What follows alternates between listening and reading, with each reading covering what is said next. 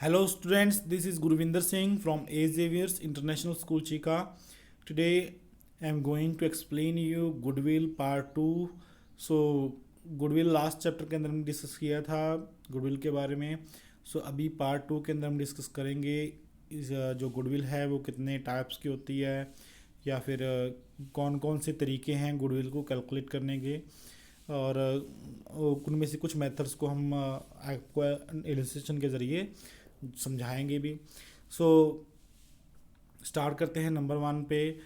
Classification of goodwill. Goodwill जो है वो कितने टाइप्स की होती है ये जानना बहुत ज़रूरी है हमारे लिए. नंबर 1 पे परचेज्ड गुडविल और नंबर 2 पे सेल्फ जनरेटेड गुडविल. नाम से ही जाहिर हो रहा है, पता चल रहा है हमें, purchased goodwill and self generated goodwill दोनों क्या हैं, अलग अलग हैं बिल्कुल ही. परचेज्ड गुडविल कौन सी होती है? जब आप किसी भी गुडविल को परचेज करो यानी खरीदो तो वो परचेज्ड गुडविल होगी, ठीक है. और दूसरी सेल्फ जनरेटेड गुडविल, मतलब जो आपने अपनी मेहनत से कमा रखी है रेपुटेशन, जो आपकी खुद की गुडविल है, जो आपकी खुद की रेपुटेशन है, वो सेल्फ जनरेटेड गुडविल होती है. तो परचेज्ड गुडविल कब, किस तरीके से आप किसी गुडविल को परचेज कर सकते हो? जब आप किसी बिजनेस को खरीदते हो, किसी अदर बिजनेस को खरीद लेते हो, तो उस बिजनेस की गुडविल भी आप क्या कर लेते हो, खरीद लेते हो साथ में. तो वो होती है परचेज्ड गुडविल. और ये परचेज्ड गुडविल के कुछ फीचर्स हैं वो हम डिस्कस कर लेते हैं. नंबर 1 पे है it arises on purchase of a business. जब भी हम किसी बिजनेस को खरीदेंगे तो तब ये हमारे पास आ जाएगी. Number 2, it is recorded in the books of accounts because consideration is paid for it. हम इनको बुक्स ऑफ अकाउंट्स के अंदर रिकॉर्ड करते हैं. जब भी आप गुडविल को परचेज़ करोगे ना तो वो आपकी बैलेंस शीट में आ जाएगी, यानी कि आपकी बुक्स ऑफ अकाउंट्स में आ जाएगी. कैसे आ जाएगी? जैसे कि मान लो कि आपने 2 लाख रुपए के एसेट्स, किसी बिजनेस को ख़रीदा आपने, उसके 2 लाख रुपए के एसेट्स खरीद लिए. अब 2 लाख के एसेट्स को बदले में आपको 2,20,000 रुपये देना पड़ गया, ठीक है. 2 लाख के एसेट्स के बदले में 2,20,000 देना पड़ गया. अब 20,000 किस बात का कि उसने कहा कि भाई मेरी फर्म की कुछ रेपुटेशन भी तो है, जिस रेपुटेशन को आप इंजॉय करोगे, जिस नाम को आप इंजॉय करोगे. तो यहाँ पे 20,000 रुपये की आपने क्या खरीदी है, यहाँ पे गुडविल खरीदी है, रेपुटेशन खरीदी है.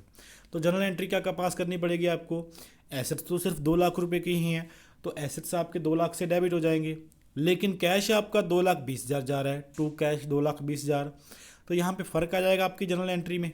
तो फ़र्क तो आना नहीं चाहिए, तो आपको क्या डेबिट करना पड़ेगा? एक और एसेट, गुडविल. तो गुडविल अकाउंट आपका 20,000 से डेबिट हो जाएगा, जिससे आपकी जनरल एंट्री पास हो जाएगी. इसका मतलब अगर जनरल एंट्री आपने पास कर दी गुडविल की, तो जाहिर सी बात है उसका लेज़र भी बनेगा, और लेज़र बनेगा तो उसके ट्रायल बैलेंस के अंदर भी जाएगा. अगर ट्रायल बैलेंस के अंदर जाएगा तो वो प्रॉफिट एंड लॉस में तो राइट ऑफ नहीं हो पाएगा, क्योंकि वो तो एसेट है. इसीलिए वो कहाँ पे चला जाएगा? बैलेंस शीट में एसेट साइड पे चला जाएगा. इस तरीके से जो परचेज्ड गुडविल होती है वो आपके अकाउंट्स के अंदर आ जाती है. क्योंकि आप उसका कंसिडरेशन, उसके बदले में कैश पे कर रहे हो, ठीक है. It is shown in the balance sheet as an asset. जैसे मैंने आपको पहले बता दिया कि बैलेंस शीट में एसेट साइड शो किया जाएगा. It is amortized. डेप्रिसिएशन या अमोर्टाइजेशन मैंने आपको बता रखा है पहले से ही कि डेप्रिसिएशन जो एसेट्स दिखाई देते हैं उनके ऊपर लगता है, और अमोर्टाइजेशन जो एसेट्स नहीं दिखाई देते जैसे गुडविल, इनके ऊपर लगाया जाता है, इनको राइट ऑफ करने के लिए, ख़त्म करने के लिए. ये तो थी कुछ खासियत परचेज्ड गुडविल की. परचेज्ड गुडविल के बारे में कि जब भी किसी बिजनेस को खरीदोगे तो आप उसकी गुडविल रेपुटेशन भी खरीदोगे, तो वो परचेज गुडविल होती है. दूसरी टाइप ऑफ गुडविल होती है सेल्फ जनरेटेड. सेल्फ जनरेटेड मतलब जो आपने अपने आप से कमाई है, या इसको इनहेरेंट गुडविल भी हम बोल सकते हैं, ठीक है. ये आप लॉन्ग टाइम आपने सरवाइव करके इस गुडविल को कमाया होता है, और इस तरीके की गुडविल की कभी भी आप कॉस्ट नहीं निकाल पाते हो जब तक आप इसको बेच ना दो. अगर आप अपने बिजनेस को बेचोगे तो ही आपको हो सकता है कि इसकी अप्रोप्रिएट गुडविल की वैल्यू मिले, लेकिन अदरवाइज़ इसकी अप्रोप्रिएट गुडविल को कैलकुलेट करना मुश्किल बात है. इस तरीके की गुडविल को, सेल्फ जनरेटेड गुडविल को कभी भी अकाउंट्स के अंदर नहीं लिया जाता, क्योंकि आप जब तक जनरल एंट्री किसी चीज़ की नहीं करोगे तो वो अकाउंट्स के अंदर आएगा ही नहीं. और जो गुडविल आपने तैयार कर ली है आपने और आपकी रेपुटेशन तैयार हो गई है मार्केट के अंदर, वो कभी भी आप उसकी जर्नल एंट्री नहीं करते हो। जिस चीज़ को खरीदते हो लेन देन करते हो उसकी जर्नल एंट्री करते हो, तो गुडविल की कब एंट्री करोगे? कभी भी नहीं करोगे। सो गुडविल आपके कभी भी अकाउंट्स के अंदर नहीं आएगी। वैसे भी अकाउंटिंग स्टैंडर्ड 26 के अंदर ये इंटेंजिबल एसेट्स की गुडविल की एंट्री आप नहीं करोगे। ठीक है, तो यहाँ पे दो टाइप्स की गुडविल होती हैं, purchased and self generated goodwill. अब आता है कि हम गुडविल की वैल्यूएशन क्यों करें, need for the valuation of goodwill, कि गुडविल को जानना क्यों ज़रूरी है, कितनी अमाउंट की गुडविल है ये जानना क्यों ज़रूरी है। तो 5 केसेस दे रखे हैं। नंबर 1 पे, अगर पार्टनर्स के बीच में प्रॉफिट शेयरिंग रेशो चेंज हो जाए, जैसे कि ये हम सेकंड चैप्टर कर रहे हैं, तो सेकंड चैप्टर के अंदर ही ऐसा हुआ है कि भाई पार्टनर्स के बीच में उनकी प्रॉफिट शेयरिंग रेशो क्या हो रही है, चेंज हो रही है। ठीक है, तो यहाँ पे अगर प्रॉफिट शेयरिंग रेशो चेंज हो रही है तो बहुत सारे चीज़ें का हिसाब किताब उनको करना पड़ता है, जैसे कि एसेट्स को दोबारा से रीवैल्यू करना, उनके ऊपर अगर प्रॉफिट हो रहा है तो वो बांट लेना आपस में। ठीक है, और ऐसे ही जो गुडविल है इसकी वैल्यू भी निकालनी पड़ती है उनको, ताकि इसकी भी एक एडजस्टमेंट एंट्री पास कर सके। ठीक है, सो जब भी प्रॉफिट शेयरिंग रेशो चेंज होगी तो गुडविल को रीवैल्यूएशन करना पड़ेगा, गुडविल का वैल्यूएशन यानी कि उसकी वैल्यू निकालनी पड़ेगी। दूसरा केस है जब नया पार्टनर ऐड हो रहा है, पहले से 2 पार्टनर थे, तीसरा पार्टनर ऐड हो रहा है, तो उस टाइम पे भी गुडविल की वैल्यूएशन करनी पड़ेगी। तीसरा केस है व्हेन पार्टनर रिटायर, जब पार्टनर एक रिटायर हो जाएगा, 4 पार्टनर थे, 4 में से एक रिटायर हो गया या फिर एक की डेथ हो गई, तो इस केस में भी आपको गुडविल की वैल्यूएशन निकालनी पड़ेगी, क्योंकि रिटायरिंग पार्टनर को गुडविल का हिस्सा देना पड़ेगा आपको, और जो जिसकी डेथ हो गई है उसको भी आपको गुडविल का हिस्सा देना पड़ेगा। ऐसे एडमिशन के अंदर जो एडमिशन हो रहा है पार्टनर का, उसको गुडविल के अंदर अपना हिस्सा डालना पड़ता है। चौथा केस है जब फर्म को बेच दो आप, और पांचवा है जब आप अपनी फर्म को दूसरे के साथ अमलगामेट यानी कि दूसरे के साथ मिला लो, जैसे अभी यस बैंक और एक और बैंक है जो आपस में मिल करके काम करना शुरू कर दिया था उन्होंने। सो अमलगामेशन उसको बोलते हैं, जब 2 फर्म या 2 कंपनीज मिल के आपस में काम करना शुरू कर दें, 2 से ज़्यादा भी हो सकती हैं लेकिन कम से कम 2 जब काम मिल करके काम करना शुरू कर दें। तो ये 5 केसेस हैं जिन केसेस के अंदर गुडविल की वैल्यूएशन करना ज़रूरी है। नेक्स्ट है methods of valuation of goodwill. अब कौन कौन से तरीके हैं जिनके अकॉर्डिंग हम गुडविल की वैल्यूएशन कर सकते हैं, कौन कौन से तरीके हैं? इसमें नंबर 1 पे आता है एवरेज प्रॉफिट मेथड, नंबर 2 पे है सुपर प्रॉफिट मेथड, और नंबर 3 पे है कैपिटलाइजेशन मेथड। तीनों तरीके के मेथड्स को देखेंगे, तीनों तरीके के मेथड्स के जो रिलेटेड क्वेश्चंस हैं उनको सॉल्व करेंगे, लेकिन इस वीडियो के अंदर सिर्फ हम एवरेज प्रॉफिट मेथड के ऊपर ही ध्यान देंगे। ठीक है, सो average profit method, this is very simple and widely followed method of valuation of goodwill. In this method goodwill is calculated on the basis of the number of past years profits. तो जैसे कि average profit की बात की गई है, तो यहाँ पे हम ये देखते हैं कि पिछले कुछ सालों में हमने कितना प्रॉफिट कमाया। ठीक है, पिछले कुछ सालों में कितना प्रॉफिट कमाया और उसकी एवरेज निकाल ली जाती है। जैसे मान लो कि पिछले साल हमने 100 रुपया कमाया, उससे पिछले साल हमने 150 कमाया, उससे पिछले साल फिर से हमने 100 रुपया कमाया, तो 3 सालों में हमने टोटल कितना रुपया कमा लिया? 100 प्लस 150 प्लस 100, 350 रुपया। ठीक है, अब 350 रुपये को आप डिवाइड कर दोगे कितने सालों से? 3 सालों से, तो आपके पास एवरेज प्रॉफिट्स आ जाएगा कि एवरेज आपने कितना 3 सालों में एवरेजली कितना पैसा कमाया। तो वो करीब बन जाएगा 100, 110, 115 के करीब। ठीक है, तो वो आपका एवरेज प्रॉफिट है। तो जब हम एवरेज प्रॉफिट्स को लेकर के देखते हैं कि हमारी गुडविल कितनी है, तो वो एवरेज प्रॉफिट मेथड कहलाता है। इसका फॉर्मूला देख लेते हैं। फॉर्मूला क्या है? Value of goodwill is equal to profit, यहाँ पे सिर्फ प्रॉफिट नहीं एवरेज प्रॉफिट की बात की गई है, average profit into number of year of purchase. So number of year of purchase यानी कि जितने आपके जो परचेज करने के ईयर्स हैं वो आपको क्वेश्चन के अंदर दे रखे होंगे, उनके साथ आपने एवरेज प्रॉफिट्स को मल्टीप्लाई कर देना है। जितना भी आपको क्वेश्चन में दे रखा हो, number of purchase year, number of year of purchase, या 2 हैं, 3 हैं, 4 हैं, जितने भी आपको क्वेश्चन में दे रखे हैं उसके साथ आपने इसको मल्टीप्लाई कर देना है। किसको करना है? एवरेज प्रॉफिट्स को करना है। ठीक है, अब एवरेज प्रॉफिट कैसे निकलेगा? Total profit of past years. अगर आपको 4 सालों का प्रॉफिट दे रखा है, एक का 10, एक का 10, एक का 20, एक का 15, तो चारों को क्या कर लोगे? प्लस कर लोगे, टोटल प्रॉफिट बन जाएगा आपके पास। उसको डिवाइड कितने के साथ कर दोगे? जितने सालों का प्रॉफिट आप ले रहे हो। कितने सालों का ले रहे हो? 4 सालों का। तो 4 के साथ आप उसको डिवाइड कर दोगे, तो आपके पास क्या आ जाएगा? 4 सालों का एवरेज प्रॉफिट। तो ये आपको ज़रूरी नहीं है कि 4 सालों का दे रखा हो, किसी क्वेश्चन में 2 सालों का, किसी क्वेश्चन में 3 सालों का। तो जितने सालों का आपको एवरेज प्रॉफिट निकालना है उतने ही ईयर्स के साथ आप उसको डिवाइड कर दोगे। ठीक है, तो आपके पास एवरेज प्रॉफिट आ जाएगा, उसको मल्टीप्लाई कर दोगे नंबर ऑफ ईयर्स परचेज से, तो आपके पास आ जाएगा वैल्यू ऑफ गुडविल। तो वो गुडविल आपकी मानी जाएगी। तो इसको कैलकुलेट करने के लिए आपको कुछ फैक्टर्स माइंड में रखने हैं। कौन कौन से फैक्टर्स हैं? नंबर 1 पे है abnormal income of a year should be deducted out of net profit of that year. तो आपको कोई भी एबनॉर्मल इनकम है या कोई भी एबनॉर्मल लॉस है वो इस प्रॉफिट्स के अंदर ऐड नहीं करना, यानी कि उसको बाहर निकाल देना है। अगर प्रॉफिट्स एडेड हैं तो उसको माइनस कर दोगे, अगर लॉसेस हैं बीच में तो उसको ऐड अप कर दोगे। ठीक है, सो ना तो किसी ने लॉस को लेना है, एबनॉर्मल लॉस को, ना ही किसी ने एबनॉर्मल इनकम को लेना है। अब एबनॉर्मल इनकम और एबनॉर्मल लॉस होते क्या हैं? मान लो कि आप बिजनेस कर रहे हो पेन का, पेन को ख़रीद के पेन को बेच रहे हो। तो पेन को आपने 8 रुपये में ख़रीदा, 10 रुपये में बेच दिया। पेन्स को 8 रुपये में ख़रीद के 10 रुपये में बेच रहे हो, तो जो 2 रुपये का प्रॉफिट कमा रहे हो तो वो आपका एबनॉर्मल इनकम नहीं है, वो आपका नॉर्मल इनकम है। क्योंकि आप जिस बिज़नेस को कर रहे हो उसके ऊपर प्रॉफिट हो रहा है, जो वो नॉर्मल प्रॉफिट है आपका। और इसके उल्टा जब आप किसी नॉर्मल बिजनेस को करते हुए प्रॉफिट कमाओगे, सॉरी, एबनॉर्मल टाइम पे जब आपको प्रॉफिट होगा तो वो एबनॉर्मल प्रॉफिट होगा। जैसे कि बिजनेस तो आप कर रहे हो पेन का, पेन के ऊपर अगर 2 रुपये कमा रहे हो तो आपका वो नॉर्मल प्रॉफिट है। लेकिन अगर आप मान लो कि जिस स्कूटर पे आप पेन को बेचने जाते हो उस स्कूटर को आपने 4,000 में ख़रीदा था, आज के टाइम पे उसकी वैल्यू 4,000 है, लेकिन आपने उसको 4500 रुपये में बेच दिया उस स्कूटर को।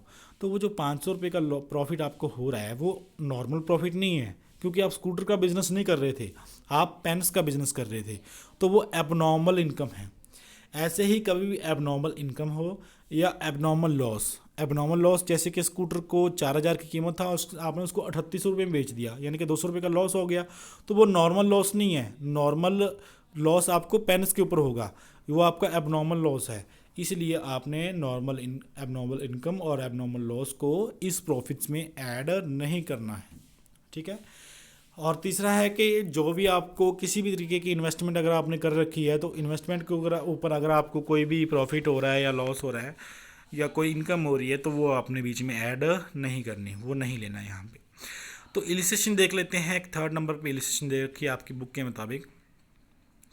The total capital of the firm of Saurabh, Mohit and Nikhil was ₹1,00,000। तो तीनों की कैपिटल आपको दे रखी है 1,00,000 रुपये की। The net profit for the last 3 years, 3 सालों के नेट प्रॉफिट दे रखे हैं। 2014 के अंदर आपने कमाया 13-14 यानी कि 2014 के अंदर आपने कमाया 40,000 रुपया। 14-15 यानी 2015 के अंदर आपने कमाया 46,000 यानी कि 46,000 रुपीज़। और 15-16 के अंदर आपने कमाया 52,000। तो 3 सालों का प्रॉफिट आपको दे दिया यहाँ पे उन्होंने। आगे क्या दे रखा है? There was an abnormal loss of ₹3,000 in 2014-15। अब ऊपर देखिए 14-15 के अंदर आपने कितने रुपए इसका प्रॉफिट कमाया था?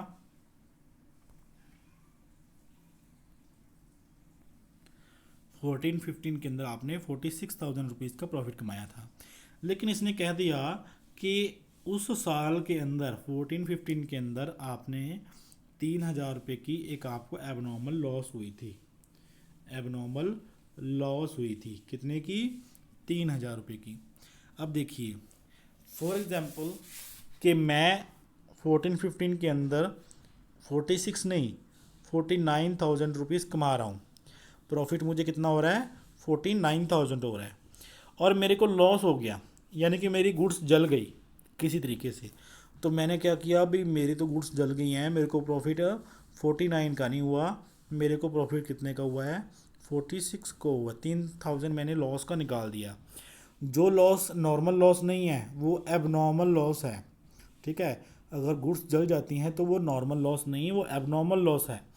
तो ऐसे में 49,000 था आपका प्रॉफिट, लेकिन आपने उसमें से माइनस कर दिया नेट प्रॉफिट निकालने के लिए 3,000 रुपीज़, तो आपको प्रॉफिट कितना शो हो रहा है 46,000 शो हो रहा है।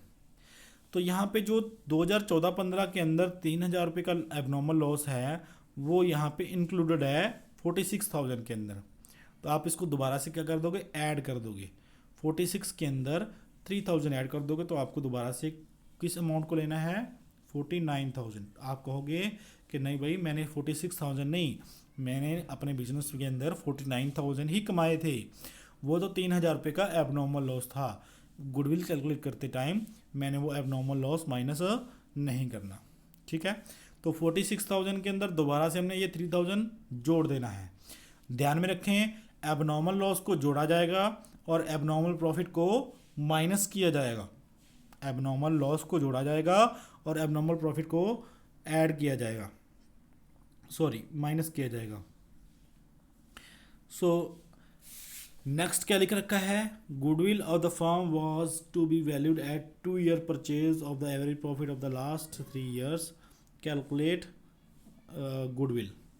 यहाँ पे हमने गेट गुडविल कैलकुलेट करनी है, लेकिन गुडविल कैसे कैलकुलेट होगी, goodwill of the firm was B valued at 2 year purchase. अब जो हमारे पास एवरेज प्रॉफिट आएगा, फॉर्मूला क्या था, average profit into number of year purchase, number of year purchase. तो नंबर ऑफ ईयर परचेज कितना है यहाँ पे 2 दे रखा है। तो एवरेज प्रॉफिट को किसके साथ मल्टीप्लाई करेंगे, हम 2 के साथ मल्टीप्लाई करेंगे। लेकिन सबसे पहले हमें क्या चाहिए, एवरेज प्रॉफिट चाहिए। इसको हम देखते हैं,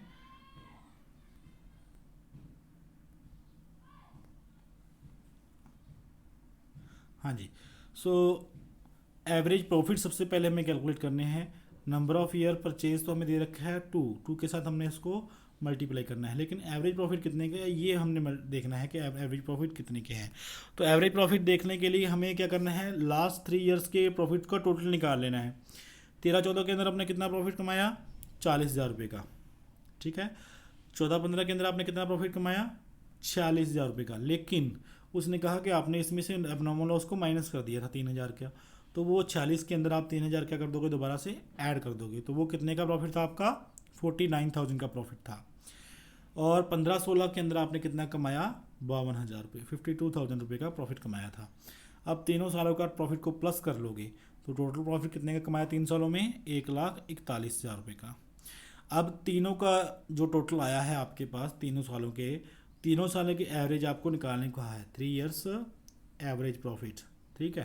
तो 3 ईयर्स एवरेज प्रॉफिट निकालने के लिए आपको क्या करना पड़ेगा, टोटल प्रॉफिट्स को डिवाइड कर देना है 3 से, क्योंकि तो आपको 3 सालों का ही प्रॉफिट आपको दे रखा था। तो 47,000 आपके पास क्या आ गया, एवरेज प्रॉफिट आ गया है। अब 47,000 को आप मल्टीप्लाई कर दोगे 2 से, तो आपकी गुडविल कितने की हो गई 94,000 रुपीज़ की। तो इस तरीके से आपने कैलकुलेट कर लेनी है गुडविल। नंबर 1 पे आप टोटल प्रॉफिट निकाल लोगे, टोटल प्रॉफिट को डिवाइड कर दोगे नंबर ऑफ़ ईयर्स से, जितने सालों का आप प्रॉफिट ले रहे हो, तो आपके पास एवरेज प्रॉफिट आ जाएगा। और एवरेज प्रॉफिट को मल्टीप्लाई कर दोगे नंबर ऑफ़ ईयर परचेज से, जो आपको क्वेश्चन में दे रखा है 2 से, तो 2 से मल्टीप्लाई करते ही आपके पास गुडविल आ जाएगी आपकी। नेक्स्ट हम देख लेते हैं एक और क्वेश्चन जो कि है weighted average profit method. So average profit के अंदर ही आपको वेटेड एवरेज प्रॉफिट भी मेथड आ सकता है एग्ज़ाम्स के अंदर, जिसके अंदर आपको इंडेक्स नंबर दे रखा होगा और उस इंडेक्स नंबर की हेल्प से आपको ये इस मेथड के अकॉर्डिंगली आपको कैलकुलेट करना है गुडविल को, ठीक है।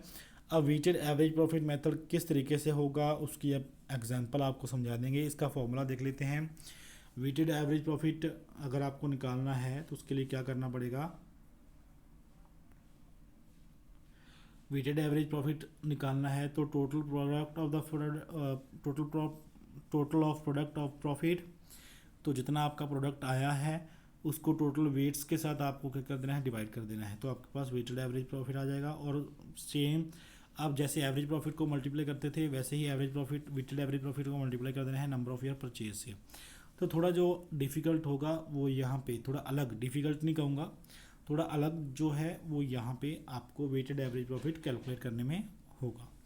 तो बिल्कुल ये इजी है, कोई डिफ़िकल्ट नहीं है। हर साल का आपको इंडेक्स दे रखा होगा, उसको उस साल के प्रॉफिट के साथ मल्टीप्लाई करना है, फिर उसका प्रोडक्ट आपके पास आ जाएगा, उस प्रोडक्ट को आपने ऐड अप कर लेना है और टोटल वेट्स के साथ, यानी जिसे मान लो 4 3 7 + 2 9 और एक 10 के साथ डिवाइड कर देना है, तो इसके साथ आपके पास वेटेड एवरेज प्रॉफिट आ जाएगा।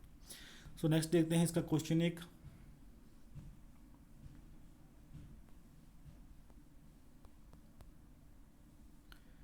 सो यहाँ पे हमें क्वेश्चन में दे रखा है the profit of a firm of the last 5 years were as follows. 2011 के अंदर आपने 43,000 कमाया, 2012 के अंदर आपने 50,000 कमाया, 2013 के अंदर 52,000, 14 के अंदर 65,000 और 15 के अंदर 85,000 कमाया।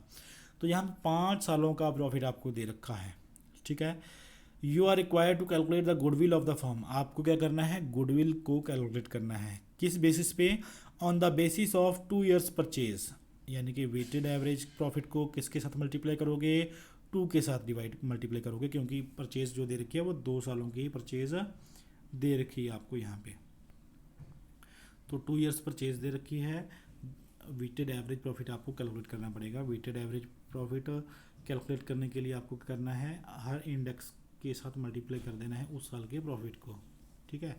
तो सोल्यूशन इसका देख लेते हैं, सोल्यूशन किस तरीके का है। सो यहाँ पे आप सोल्यूशन देख रहे हो। सो ये आपको दे रखा है क्वेश्चन के अंदर ही, 2011 का प्रॉफिट, 12 का, 13 का, 14 का, 15 का, और वेट्स भी आपको क्वेश्चन के अंदर ही दे रखे हैं। आपको 2011 का वेट 1 दे रखा है, 12 का 2, 13 का 3, ये क्वेश्चन के अंदर ही आपको दे रखा था। आपने क्या करना है, प्रॉफिट्स को उसके साथ क्या कर देना है, मल्टीप्लाई कर देना है। 43,000 इंटू 1 43,000 ही रहेगा, 50,000 इंटू 2 1,00,000 हो जाएगा, 52,000 इंटू 3 56,000 बन जाएगा, 65,000 इंटू 4 2,60,000 बन जाएगा, 85,000 इंटू 5 4,25,000 बन जाएगा। अब जो प्रोडक्ट इसका आया है, हर साल का जो प्रोडक्ट आया है उसको क्या कर लोगे आप, टोटल कर लोगे, कितना आ गया, 9,84,000। अब 9,84,000 से वेटेड एवरेज प्रॉफिट निकालने के लिए क्या करना पड़ेगा आपको, इस वेट से डिवाइड कर देना है आपने। टोटल वेट कितने का है, 5 + 4 9, 9 + 3 12, 12 + 2 14, 14 + 1 15। तो टोटल वेट 15 का है, और 9,84,000 रुपये को कितने के साथ डिवाइड कर दोगे, 15 के साथ। तो वेटेड एवरेज प्रॉफिट कितने का आ गया, 65,600 का। और जैसे एवरेज प्रॉफिट को मल्टीप्लाई किया था वैसे ही इसको मल्टीप्लाई कर दोगे 65,600 को 2 से, क्योंकि 2 ईयर परचेज दे रखी थी आपको क्वेश्चन में, ठीक है। तो 1,31,200 की आपकी क्या हो गई, गुडविल हो गई, ठीक है। तो इस तरीके से आप एवरेज प्रॉफिट मेथड और वेटेड एवरेज प्रॉफिट मेथड दोनों ही आपको एग्ज़ाम्स के अंदर आ सकते हैं। ज़्यादा जो इम्पोर्टेंट आपको बता रहा हूँ मैं, वेटेड एवरेज प्रॉफिट मेथड है, 3 मार्क्स में आपको ये क्वेश्चन आ सकता है। सो आपने जितनी भी आपको ये एवरेज प्रॉफिट से रिलेटेड या वेटेड एवरेज प्रॉफिट से रिलेटेड क्वेश्चंस हैं वो आपको अनसॉल्व्ड जो हैं वो सॉल्व करके फेयर नोटबुक के ऊपर नोट कर लेने हैं।